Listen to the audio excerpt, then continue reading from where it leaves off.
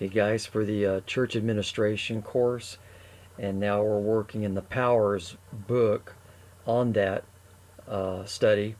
I want to take us now through from chapter 2 through chapter 9, and just overview and highlight the things in the book that are especially noteworthy and I think will be very helpful for you to really take note of and work on understanding what's being brought forth in those respective chapters.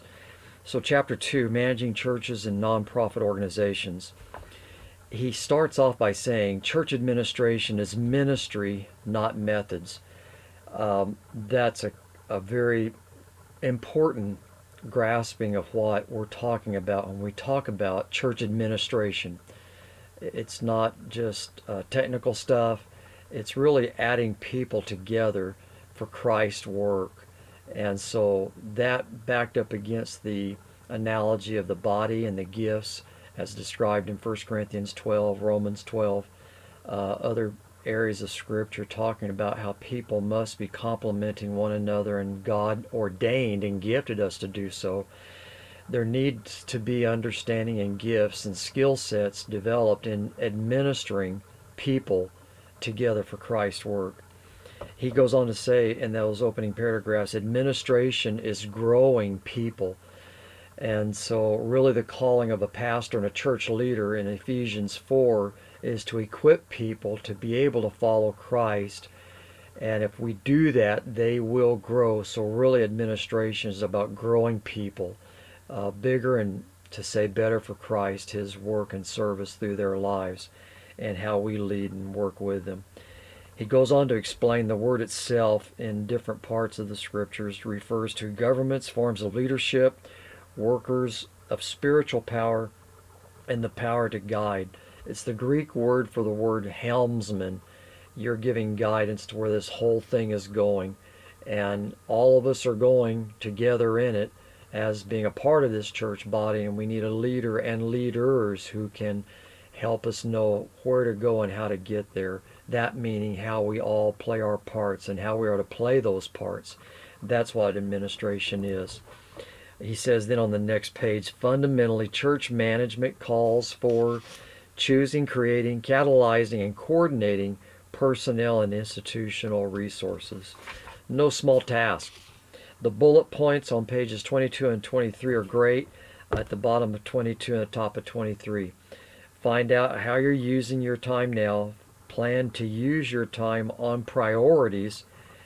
It's so easy to just get into busy stuff. And always it's easier to do the easy stuff and not the stuff that needs to be done and the most important things that need to be taken care of now and on a regular basis. It's called discipline. Work on a weekly and daily schedule. Handle a piece of work once. Delegate to team members. Refresh yourself. Recreation. Group similar tasks together. Plan to grow personally and professionally. Live one day at a time, and when uncertain or frustrated, ask yourself the basic time stewardship question. What's the best use of my time right now? Very helpful. Robert Dell's a good author, and he's the one writing this chapter. On page 24, that long list of bullet points, right in the middle, when the self-confidence of the minister or the congregation has eroded during the interim, two perils may develop. The congregation may become overly dependent on the minister as a rescuer, or the minister may feel the pressure for a quick win and fall back on programs that were successful elsewhere. Copying and pasting works sometimes, but definitely don't default back on programs that or you're trying to get out of a situation without praying it through and doing what's really important again, and doing the discipline basics of what really building people and building the church is about.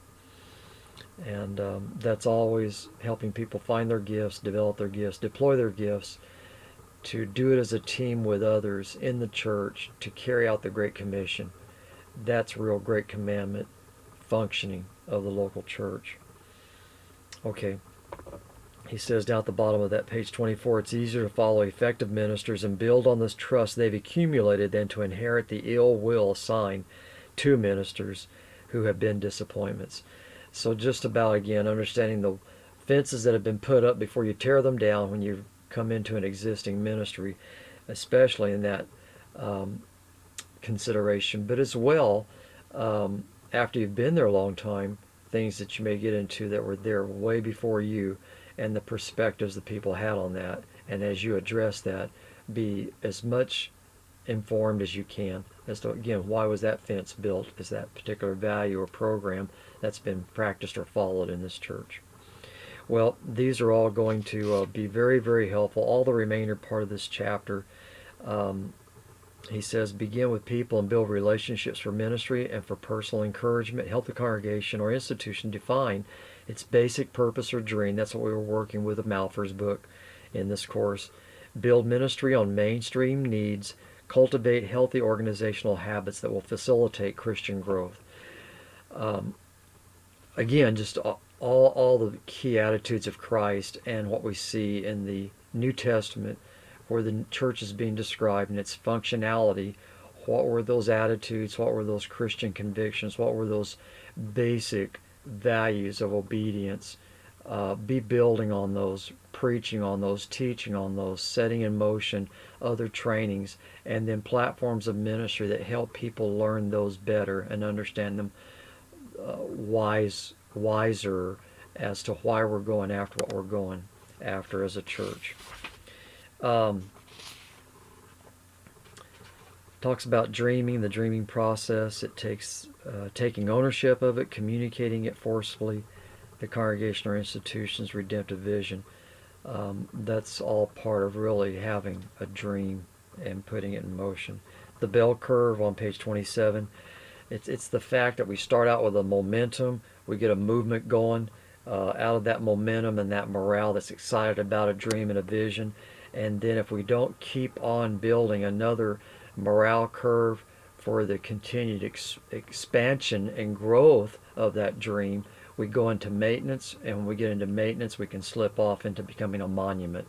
That's what this is really talking about, and that's a temptation for every church, every organization, every institution, from sports to business, but definitely it's also true of the local church.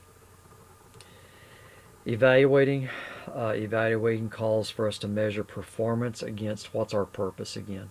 What are we doing, and is it really adding up to our purposes being addressed, and us being more impacting as to seeing those purposes fulfilled in our community of what we're here for and why Christ has called us to be here. Post-evaluation of events and situations of ministry are always profitable to make it better the next time that it's attempted and to grow more wisdom from it.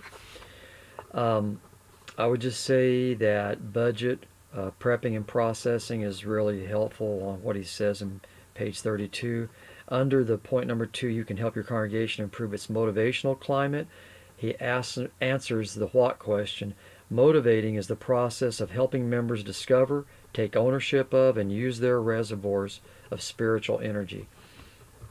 A very important thing to be tapping and growing at how you can motivate people. And then I think the next page is so important. I just wrote wow on those 3 bullet points at the top half of 33, so be sure you can go through that. That's very rich. Page 35 is kind of a restatement in a way of the G12 ministries and multiplying groups that multiply disciples. This is very interesting what he has to say there on page 35. So all this chapter is good. The bullet points again on 36, very profitable, especially the middle section. These are biblical principles, that especially that first bullet point. The ideal staffing system relates 3 persons to each job. 1 person training for the future, 1 doing the job now, and 1 experienced worker coaching the other 2.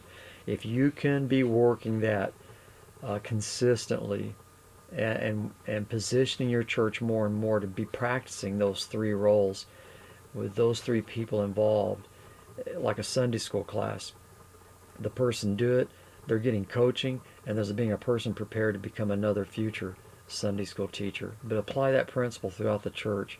You will be very blessed and very effective in your leadership and your church administration work. The next chapter is on Chapter 3, Organizing for Mission and Ministry. Bruce Powers, he's a little more technical, but it's very useful. Page 41 on what a church council is. Please go through that. I'm going to try to speed it up because we're already 10 minutes here. Compatibility, what he talks there on 45, and people working together and how to facilitate that. You want to be looking at that too. All right, let's finish up. Hopefully, yeah, a lot of things. The moderator, the church clerk on 60 and 61, the treasurer on 62 are very practical. He informs us what trustees are. There's been questions about that from our churches. And then types of committees, primarily two, standing and special. So that's helpful in his explaining what's going on there. Guidelines for effective committee work on 67. And those, all 13 of those, that's very helpful. The finance committee, what's said there is very profitable to understand and make sure you're doing things right in your church. Chapter 4, again, Robert Dale, all of his stuff is going to be good. He's written for years and has got a lot of effective things that'll help. The evaluation, again, talked about there in clear decision making on page 79. Please take note of that. Relating to church staffers, and most churches, staffers are volunteers. So, okay, that's the fact. But we need to relate to all of them wisely and effectively. And then delegating ministry opportunities. That's fantastic on page 81. As well as supervising church members, what he has to say. Dealing with difficult people. So, again, Dale's a good author. Personnel administration on chapter 5. Developing personnel policies, he talks about on 88, and writing a job description on 89. Be sure to go through that because that'll help people work together and decrease the frustration on you as the church administrative leader, helping the people get their work done for Christ and doing that together. Basically, a lot of the rest of the chapter are forms and specifics about job descriptions. So I would say again on page 105, financial records assistant, financial secretary, go through that again to make sure you're doing things properly in your church regarding finances and how they're handled. Okay, let's go to chapter 6, office administration. Really not a lot, but I do want to point out page 116, appearances, the way we take care of the grounds, the buildings, the offices, all of that speaks messages to people. So I want to be wise of that. And that spoke to me about the CVBA office in my own office area. So that's very helpful things there. All the rest of it's very practical for what really speaks to interest that you have and needs you have. Just go to the appropriate file. Okay, financial policies and procedures by Caldwell in chapter 7. That's already being addressed somewhat, but the fact that more things are said here, and this is very practical, like the first sentence on the second paragraph. Note what he says. And then what he says on 136 about underwriting a budget. That second sentence is, and second and third sentence are very, very helpful. Then what he says again on 141, what we saw from the Tidwell book, an annual audit. Take note of what he's saying there because of where we're going legally in our country and what's going on. Then chapter 8, planning and budgeting by Johnson. I would especially say the whole section on planning beginning on page 146. That's something we don't do well normally. So extract all the wisdom that you can. And then on page 156, again, we saw some of this in Tidwell. This takes it further. Ministry-based budgeting, how to do that, and then a budget planning schedule on 158. Understand these things of what's being said. If you follow them, your budgets will be more supported and more owned by the people and more committed to. Then chapter 9, designing and managing facilities. Not a lot, because this is a lot of it's addressing huge churches that most of our churches are not that way in our Central Valley Baptist Association. But there are things again here that can be helpful that would specifically speak to something that you're interested in to get more insight and understanding of how to do it. Well, that's it. That brings us up to chapter 10. We'll start there on our next YouTube, and go forward from there. I'll try to wrap up the book with two more sessions of our YouTube. God bless y'all. Thanks. Bye.